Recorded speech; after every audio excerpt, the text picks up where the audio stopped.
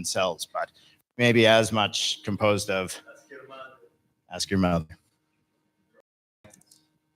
Yeah, some of these mushrooms can have up to 20,000 genders, asexual reproduction, horizontal gene transfer. These mushrooms meet in the forest, and they can connect, and then they can transfer the knowledge of how to produce antibacterial agents to fight bacteria in the soil. That'd be like us handshaking and you know my kung fu or something. It's crazy. 90% of plants are all connected to these networks. So like basically almost every plant in the world is connected to these, and they're far more productive and resilient because of it. You can chop a tree off, and the mycelial network will keep feeding the stump. They find like live stumps for many years because they're fed through the network. About a quarter of all of the energy produced through photosynthesis flows into the network. So like 1 in every 4 leaves they're sending underground to their kin. So mother trees recognize their children trees and not only send them nutrients, but they send them warning messages. Also, that turns on different defense responses against insects or against fire, different things like that. They can live underwater, they can live in space, intense heat. In Chernobyl, they even eat radioactivity. So mushrooms grow off of all of these food sources, and if they don't know how, they'll learn.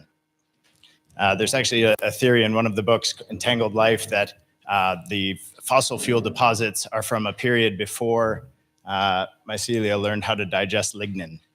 So all of that organic matter just kept piling up and got compressed into oil. And after some point in history, we don't see that anymore because they learned how to digest this new molecule, finally. And we could develop mycelium that would eat all the oil reserves. Yes. Mycelium can also break down hydrocarbons, so they can be used in oil spills or remediation. They may have played a formative role in the human brain. There's a theory called the stoned ape hypothesis, really interesting, that talks about the rapid expansion period of the human brain and how that would have coincided with a period where humans were in close contact with herd animals where these psilocybin mushrooms may have grown while they're tracking herds. They may have had contact with these food sources that rapidly, give you synesthesia. They give you all these different abilities to address challenges, maybe cohere as a group, work through fear of the saber-toothed tiger that maybe kept the earlier primates really terrified. These new hominids were suddenly, the massive explosion in brain size over a relatively short span. It would be interesting. Medicinal mushrooms they're called adaptogens. And I don't just mean psychedelic. All forms of mushrooms can teach your immune system how to do better. So some of their sense and discovery is like imparted to us, which is really interesting. They don't have a targeted effect. They just make your immune system more effective. They glow in the dark. What, the fungus?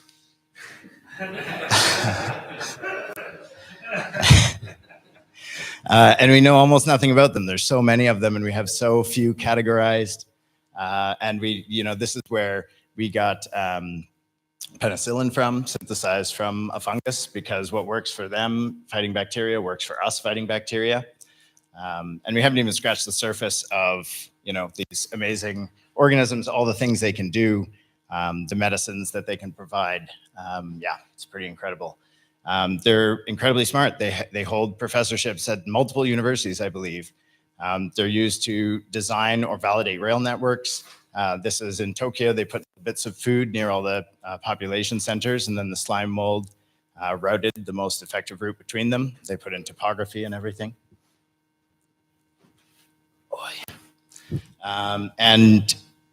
Border policy. I don't know how you would do that, but that's pretty cool.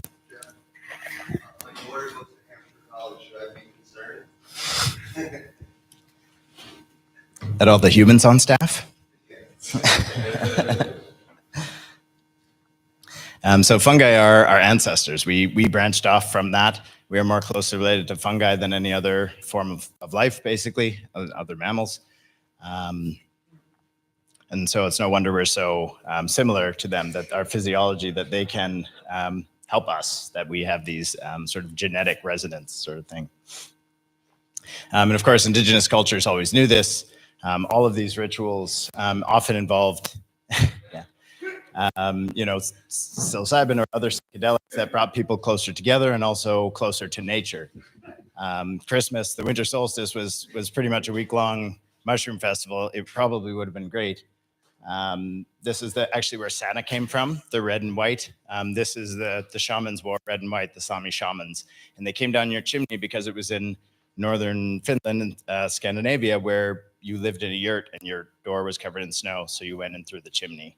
So they would have shamans visiting the villagers, bringing gifts of visions or pieces of mushroom that they would dry by the fire in socks, or they would put on their tree boughs to dry. So all of these Christmas traditions come from actually a winter solstice connection with nature. And of course, the suppression, yeah. So these are the shamans that would have been going around. So this is a bee man with fistfuls of mushrooms. And I guess that was the doctor, was the shaman. He was a badass bee wasp mask, fistful of shrooms, strong phallic symbolism, singing stoned and exalted. And he's one with the souls of the ancestors and one with the Gaian spirit of the planet. And we have doctors today.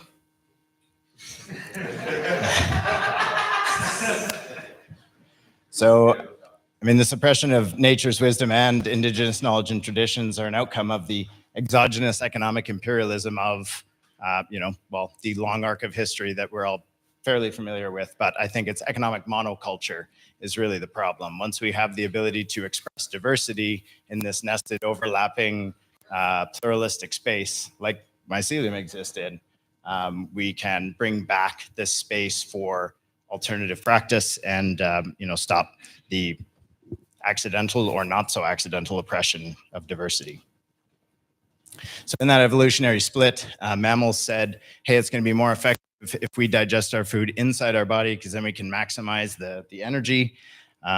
Mushrooms, of course, put their body in the food and digest, and they only take some of that resource and distribute it through the network. Other stuff, there's the nutrients that are broken down, soils are created, plants can grow in that. Then the mushrooms eat the plants, they create more soil. So there's all these sort of positive sum benefits to the ecosystem around them.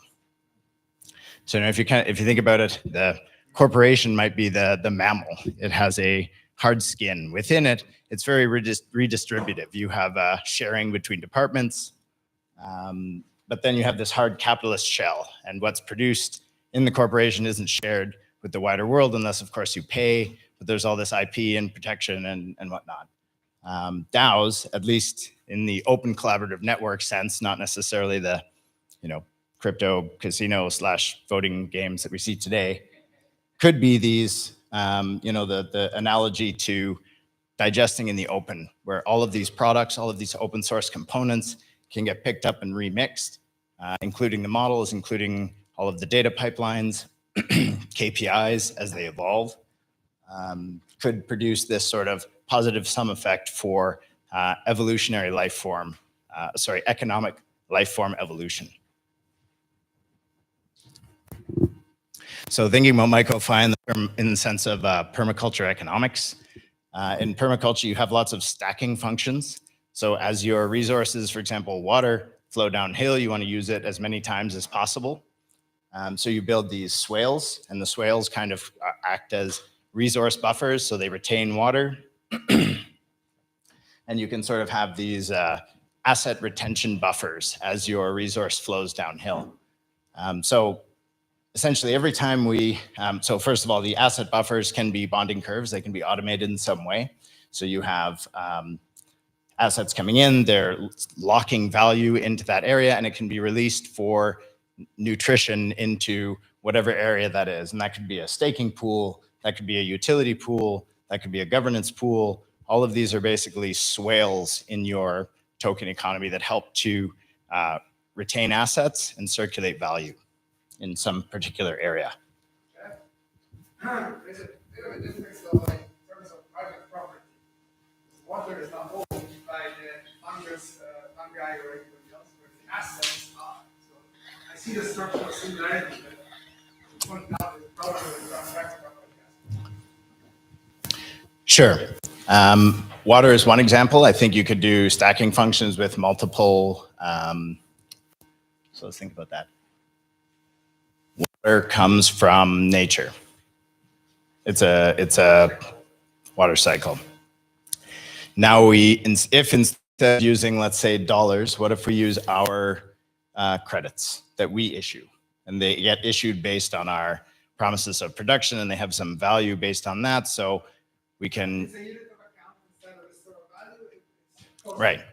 So the cool thing about bonding curves, you don't just have to put dollars in there. You could put these credits in there. You could even put your promises in there and issue credits off of your promises if you structure how that works. Yeah. So this is just automating the exchange function in whatever context you're looking for. And I think that's useful at multiple layers of the stack and between these systems as well. So what Ethan mentioned at the beginning, this sort of the upcycling of energy in this sort of entropic decline. Life works by upcycling energy through those trophic flows. And I hope we watch the upward spiral. That was a really good video we watched from the Hollow folks last year. And it's a permaculture design guy who looks at basically these flows of rock into mountains, life into forests, animals, and you can see everything in this way as a flow. And the trophic flows are sort of the increasing complexity of life, which is how we got here off of, a couple of cells connecting together some billions of years ago. So if we can compose these systems like life did in the physical sense, but now we're talking in the economic sense, economic and collaborative and large-scale collaboration to increase in complexity, but not necessarily in resource demands or sort of in the neo-colonial sense. So if we can move from representative democracy, which isn't really representative democracy, it's more electoral aristocracy. It's not responsive to the needs of the system. It's not adaptive. So what about myceliocracy, where we can have the intensity of preference? It's not one person, one vote. You can express how much you like something, how much you don't, or how much you value the people in your network. We can maintain the proportionality of opinions. We lose this sort of deadlocks on decision making, which, I mean, to be honest, all these multi-sigs and DAOs are kind of the same thing. But to have our Supreme Court as a 5 of 9 multi-sig is a real shame in 2023.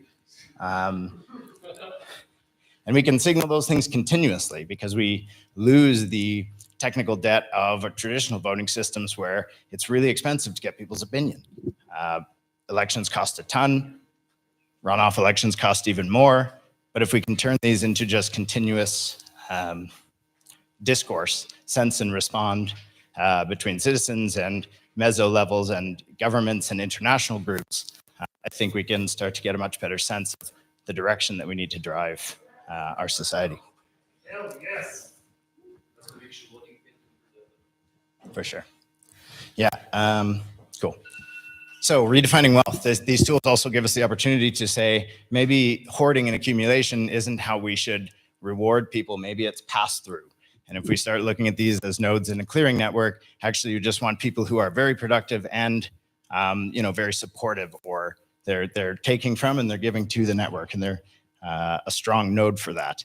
And I mean, we have all of these sort of like existing ways to measure flux and to measure, I feel like there's so many analogies with electromagnetics in some of these systems. It would be really interesting to start thinking about that and looking into that. So mushrooms, I mean, in the economic sense, are the world's greatest arbitrageurs. They can see a spread and they can capitalize on that. So this is why they're the first on scene after forest fires, for example. Nothing is growing. There's so much food for the mushrooms. So mushroom at the end of the world, I don't know if John Beller's here. I think he knows Ansing. That would be pretty cool to get his opinion on that. But what mushrooms do is they're composters. At least one type is the saprophytic composter, and they take what the dead no longer need and they break it down so that something new can grow in that. And I think that's what we need to do, is to compost the underutilized and the underrecognized resources of the existing system into energy for the new systems to come. I just had a reflection on the last slide. That what you're saying there, that the first ones to be able to respond to the scene, is that means the mycelial structures have the lowest latency for getting the information into the system and then responding to that with the resource allocation. I'm like, yeah, there's this opportunity right here. Boom. And I just wanted to think about that in terms of the latency of the data and the latency of the resource allocation. Good point. Thank you. Did you want an answer? That didn't sound like a question. No. Just reflection. Cool. So if we think of these as like micro-organizations, what are the systems we need? What systems does any organism need to survive?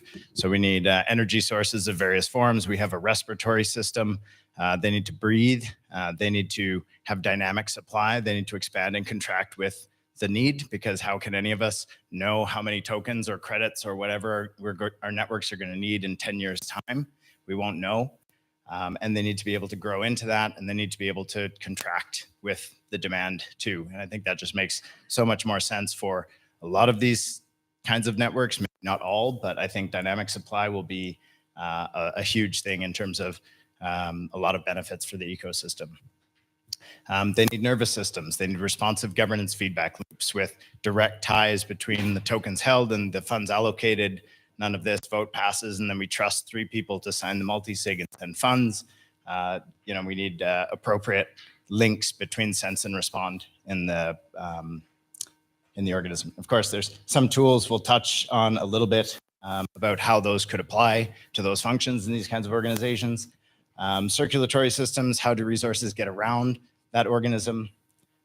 Atta's been doing some cool work on inverter.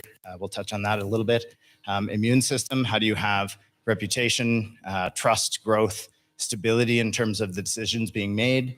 We can talk about osmotic governance. And then, of course, like real work, all of these things are just supportive functions. The real thing these communities are doing is X. And that's the important thing. It's coffee, it's planting trees, it's an activist community, and that's the digestive system. So that's the real like productive function of the organism, and that has to be plugged in by any community that wants to use this kind of open source stack.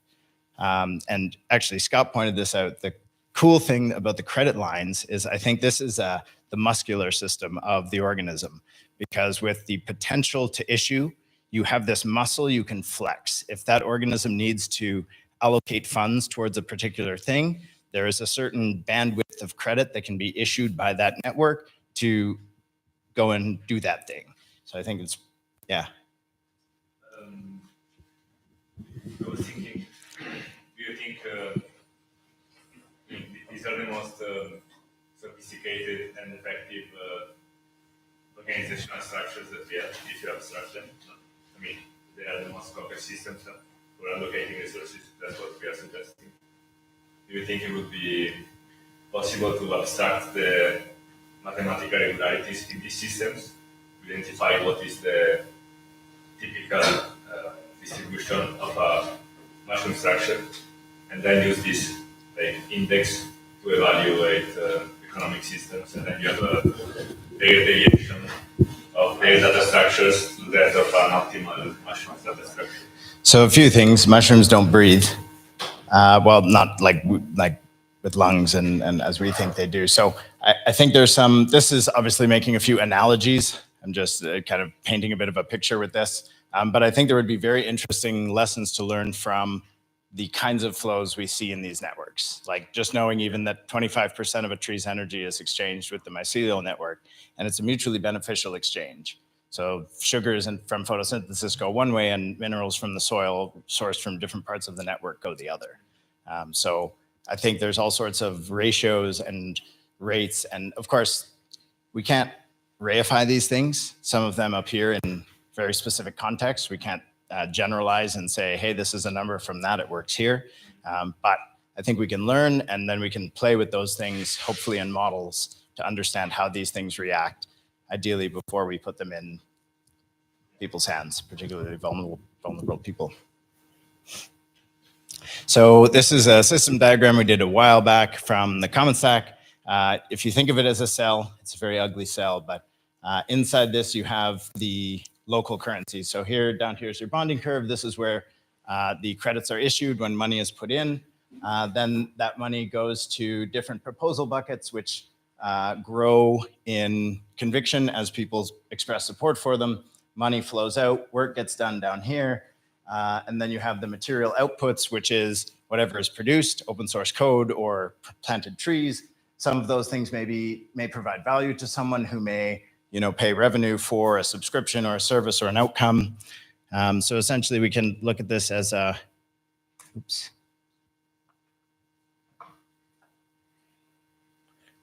Let me do that. There we go.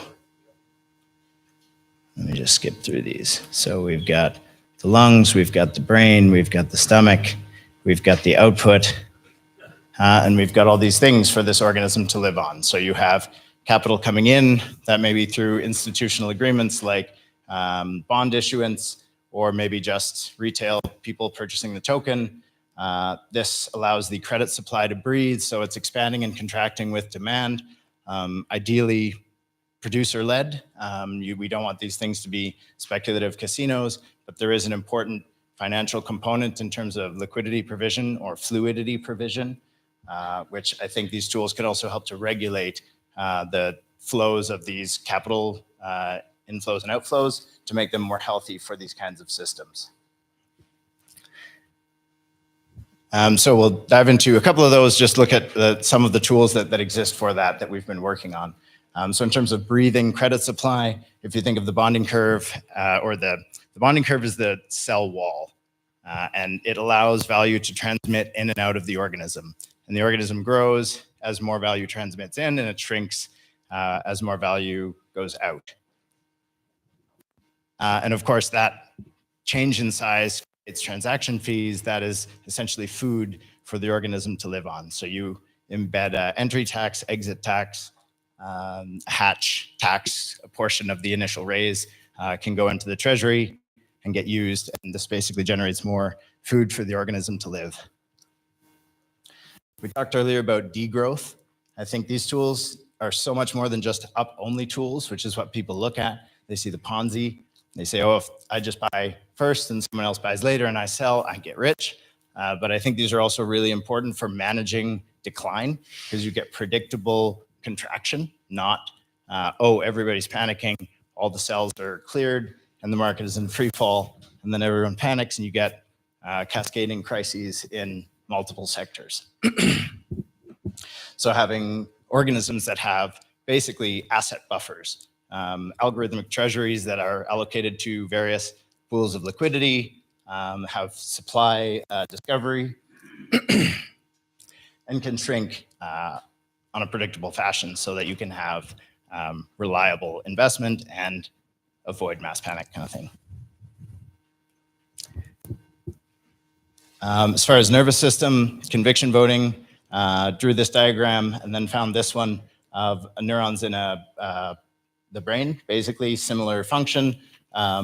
People can move their tokens at any time. So you really solve the UX problem of voting, which requires everyone to do something at a specific time. When you have 24-hour communities, that's going to be tough. So people can vote anytime. Their token fills up a cup or a battery. When it hits the action potential, proposal passes, funds go. So this is basically how the brain is a distributed decision-making system. That's how neurons all, there's no head neuron. So we're basically just taking those same structures and then putting them into our economic systems for more dynamic collaboration. And this is one of nature's most prevalent signal processing tools, the ability to charge up and discharge. It actually creates this low-pass filter effect. So if you think about it in a bathtub, your tap is your source, your drain is your sink, your tub can fill up and down. If your tub is full and the tap turns off, you're not so worried. You've got a buffer of flow stored in a stock that you can offset that time. So that's sort of a a buffer. And that's the same like fat stores in animals. If we have too much energy, we convert it to fat. Later, we can convert it back through an ATP process, which I think also is a bonding curve.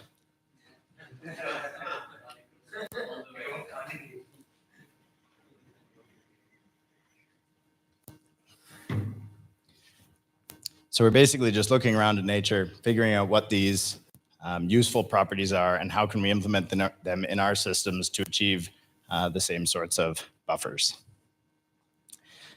Some of these stacking functions can provide different incentives for different stakeholder groups. So a lot of people, as soon as they hear there's a bonding curve, they're like, oh, well, what if there's a run on the bank? Everyone sells. Okay, so everyone's selling. And when they're selling, they're paying a tax to the common pool.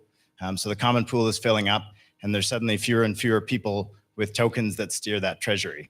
So someone at some point is going to say, hey, each token I buy steers a bunch of money in the common pool. I'm going to buy this token. And someone else is going to sell, and someone else is going to buy, and you create a dynamic tension between multiple stakeholder groups for different utilities of the token. Because one is to reclaim the capital from the reserve, and the other is to steer the common pool funds in the treasury. So you can create different sort of countervailing forces and hopefully offset them in ways that you can have buy pressure and sell pressure. This might be ideal, but this is actually what they do in power networks with load balancing. So there's ample amounts of technology and modeling that already does this in a lot of ways in energy grids, and now we're just basically talking about doing it in economic grids.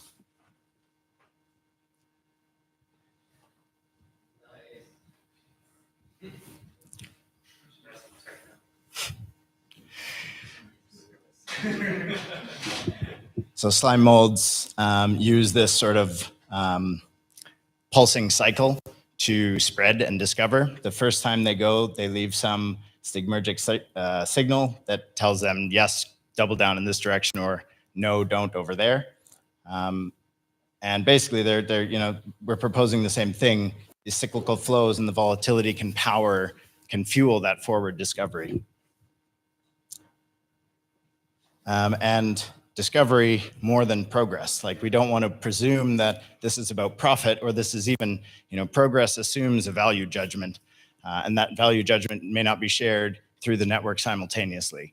So by focusing on discovery, we focus on emergence and what works for people, and that may just be sufficiency, and we hope it is actually for more.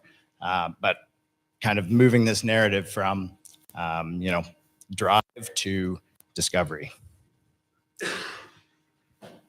Immunity. So how do we encourage flocking behavior that creates stability in these systems?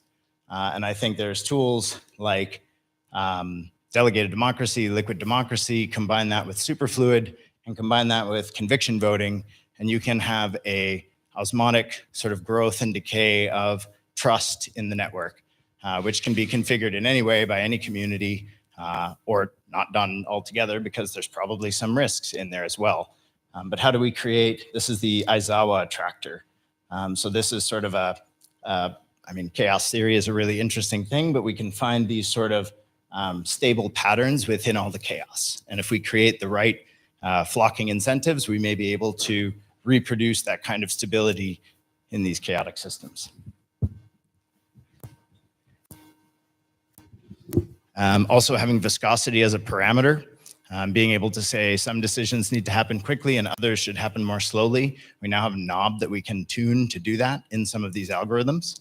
So we can appropriately weight, changing the constitution, but it's always on the table, and I think it should be. And I don't think it is today, but maybe that's a very slow dial. Things like what's for lunch? Okay, let's make that a little quicker.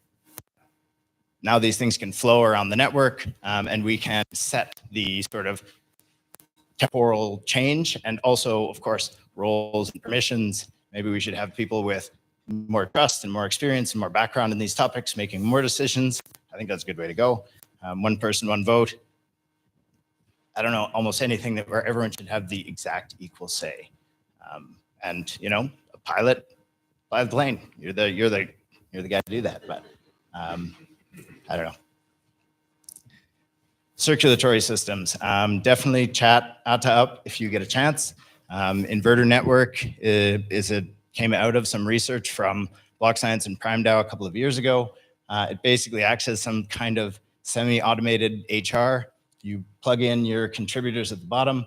You have this funnel at the top, all of these different funding funnels, whether it's a Giveth campaign, a Gitcoin round, any of your funders can put money into this, and there's some conditional logic in a tap that basically flows funds to contributors using superfluid to cut down on all these multi-sig transactions. And yeah, there's a lot of work that needs to happen within the organism in terms of making those resources productive. Oops.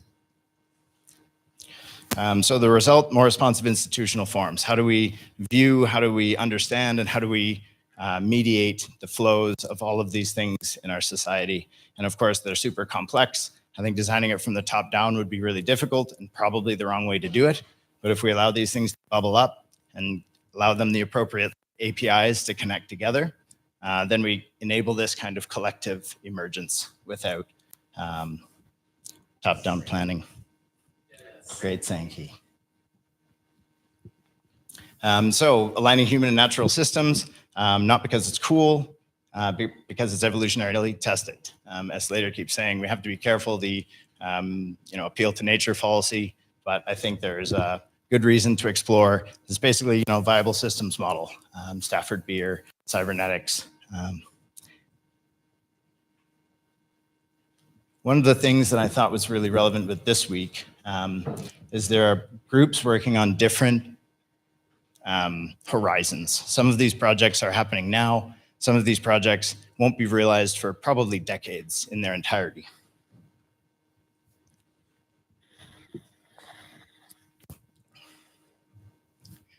And one thing I got from a permaculture course was transition path awareness. So being aware of where we are on the path and where we're talking about on the path. And I think it really helps to sort of contextualize that, we're not there yet. We need these compromises in the short term, like connecting with fiat systems, perhaps in the right place with the right tools, if you want to. But these kinds of bridges will probably be needed until we have this sort of exit velocity and enough productive capacity in these alternative networks to actually source the majority of our needs. Also, something I think in the crypto space that I see a lot, less so here, full life cycle planning for these organisms, understanding their genesis, bootstrapping, maturity, safety, graceful wind down. I was really impressed with Hollow. They had a really good full life cycle exploration when I read their paper. But most of these crypto projects are all about shipping, and they don't consider operation maintenance or end of life. So I think that's an important thing to bring into this design space as well.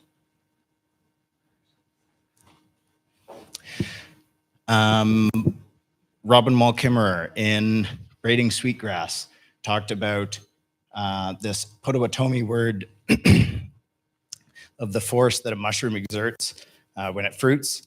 And it's incredible because they're just these little squishy things, but they pop up in a day or 2 days, and they exert some pretty incredible force that they can even push through asphalt or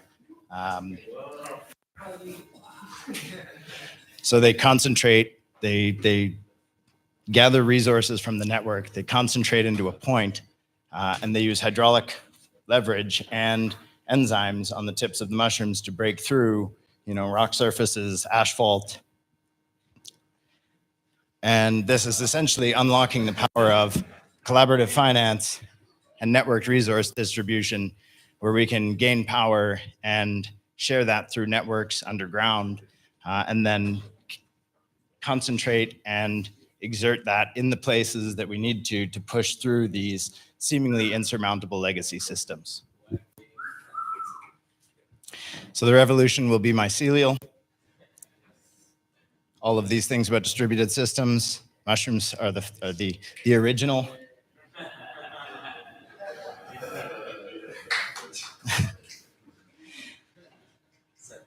Couple of books. There's a few here, actually, highly recommended on a lot of these topics and principles. how we can reclaim, sort of this nature worship, not in the cultish way, but in the way that we can sort of reconnect this reciprocal relationship that I think we've kind of beaten out of ourselves. So when did you realize you were a myco-punk? There's a Discord. So, I mean, I've been talking about myco-punk for a few months.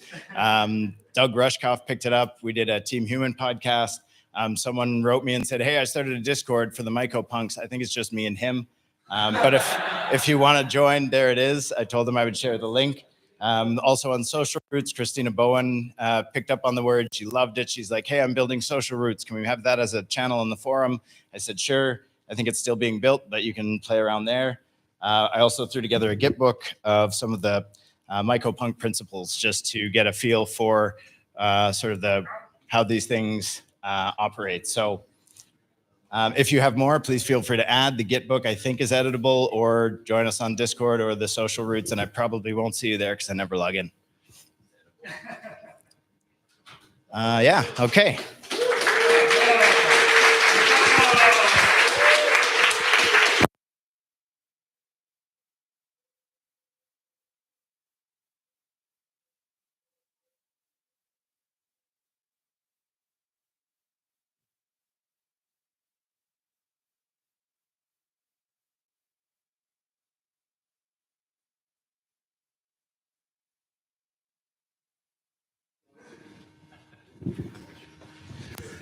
I just wanted to let you know that one of our current members is the producer of Fantastic Fungi, the movie, and he lives right near me and just started a 70-acre estate for post-traumatic stress disorder and getting over PTSD for veterans and other at-risk communities through psilocybin. So if you want to come visit me, I have extra space.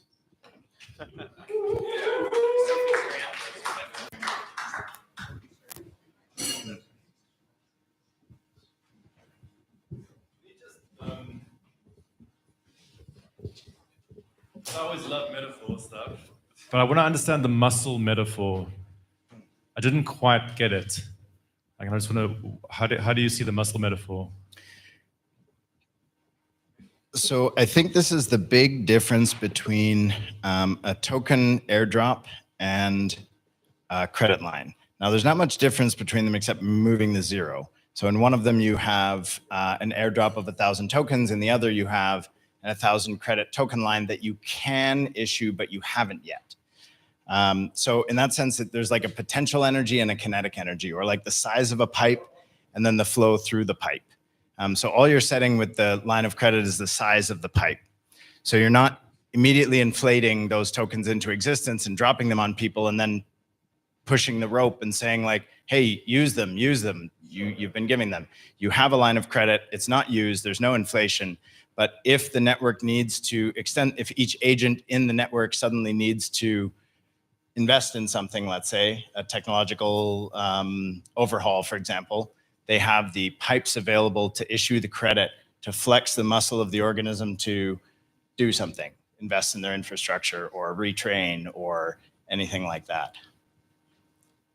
So it's basically the ability of the organism to produce action through credit issuance.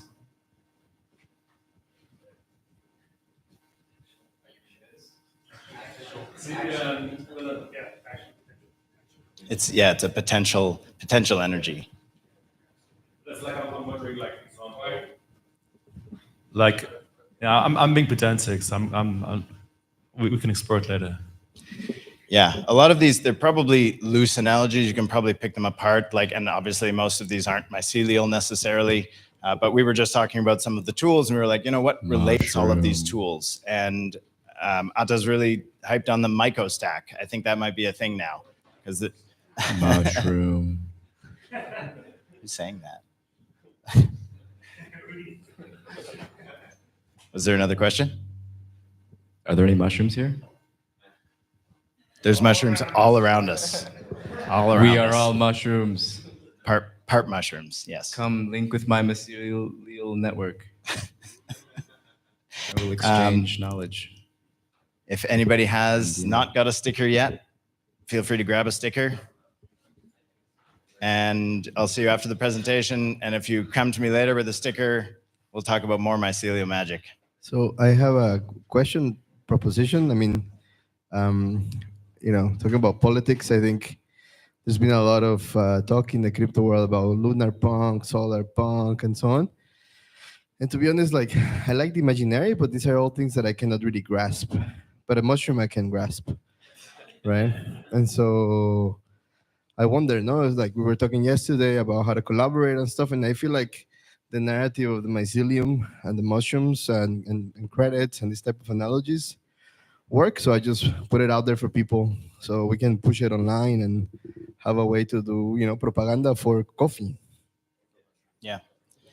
Actually, that's where mycopunk came from. I think there was a lunar punk, solar punk debate in one of the communities. And I was like, I don't really resonate with either of those, but why? And then I was like, oh shit, it's all mycopunk.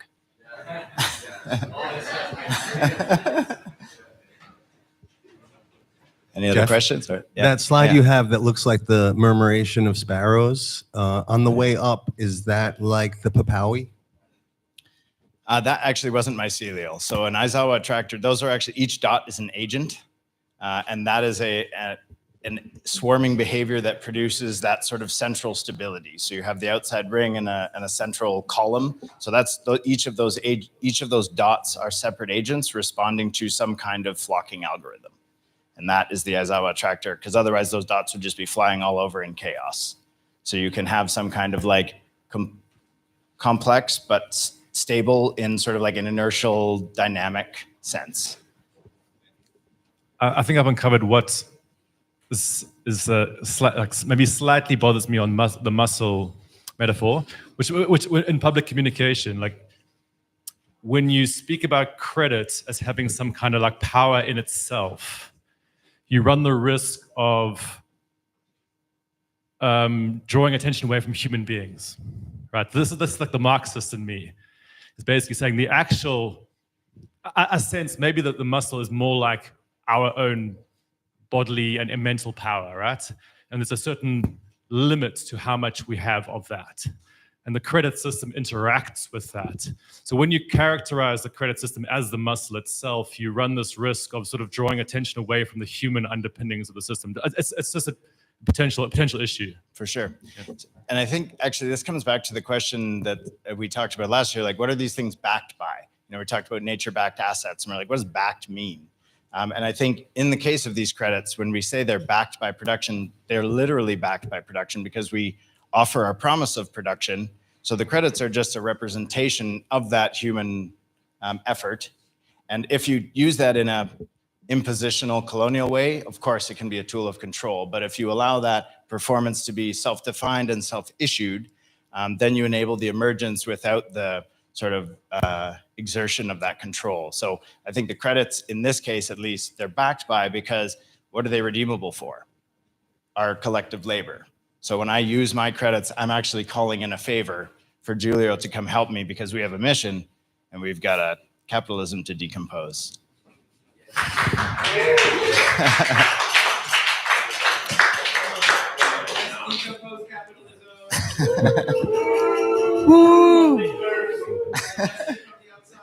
Would it be correct to summarize mycopunk as like take mushrooms as more like an fast growing or fastly evolving ecosystem or biological thing as a symbol of more having biological principles and evolutionary principles to be the main design inspiration for financial systems?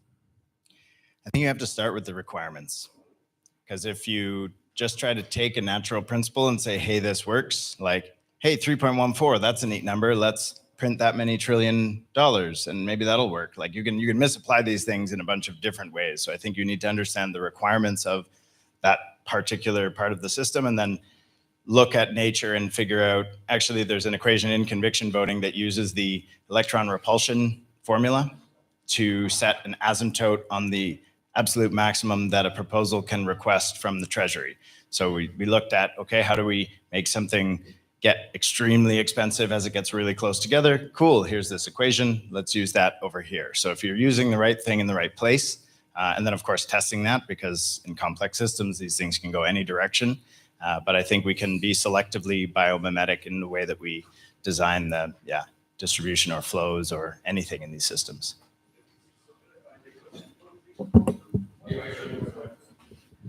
Should be first. Do we have to change or work on the human behavior so that people change themselves, or do you expect the financial system will change the humans? Bucky Fuller, the way to change a system is not by fighting, but by overcoming. And I think the mushrooms are the best overcomer of all. You know, that you just watch a system, as soon as it's left behind, the mushrooms fill in the gaps and they create the next steps for what's to come. So I think optimizing also for emergence and possibility rather than, these tools could also be used for, mimicking the same systems we have. But at least now it's distributed. That's not to say these tools won't be used to do that, but currently that's the only game in town. So if we can do a little bit better by doing this ourselves, then I think that template can spread, but bottom up. Why I'm asking, because we have, for example, two ways of implementation of communism. One of them, which has been exerted by in the Soviet Union, cruel and so on, and the other one, which in some areas, for example, in Denmark, works quite well. So this is who we are forcing to do what. Who will use these? Is that? We are forcing. So what we would like to change more, the human or the system? I think there's a co-fitness. It's a reflexivity where we build our tools and then our tools influence us and so on and so on. So I think there's a reflexivity, and we can't, I think we have to leave it so much up to the particular context that these things get deployed in, because we're still talking on kind of a fairly abstract level. And I think the conditions on the ground are really important wherever these tools are used, maximizing the people's voice and the people who are impacted more than, like we can weight these things differently. If a decision impacts you, then you get more say. I think that, or at least be in the loop in some meaningful way. Mirrors all the way down. Mirrors. Nature is the mirror of man. Man is the mirror of nature, and that's just reflective all the way down. Thank you. And down sideways. Question or shit? Yeah, before the questions pour down, I think there's one important announcement also from Matthew and us, that you might have noticed this mysterious bowl of mysterious pills outside. Yeah, there is a label with like nothing to do with the previous presentation. Yeah, no. Exactly. Yeah, so it is vitamin C. But like, if there's enough imagination, it can be, I guess, it can work any way you like. And so this is a gift from Matthew and to your buddies, which might have depleted some of the resources during the conference. So please feel free to eat as many as you want.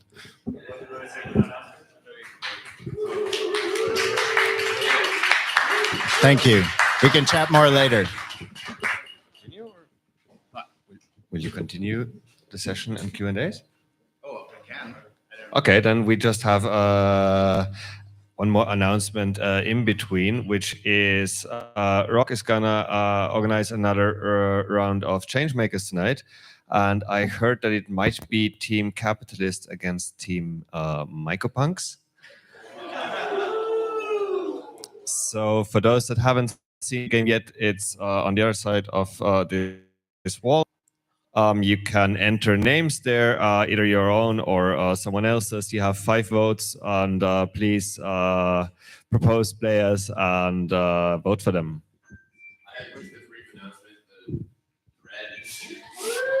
I hereby retire from long and distinguished career in unwinding. Yes. Yeah, and please just let me know if anyone wanted to play actually with the Holochain apps. Just catch me and we can try installing the repo. So with the demonstration, we can actually like play with the application, I guess. So just catch me if anyone wanted to try it out. And one last announcement is that after Scott's thing with the reserve, there's going to be some burning of the tokens, but we're also going to facilitate a money burning ritual to whoever wants to come. So bring your cash. But I think we can do like the tickets. Like you can, if you want, you can buy the tickets and burn your ticket.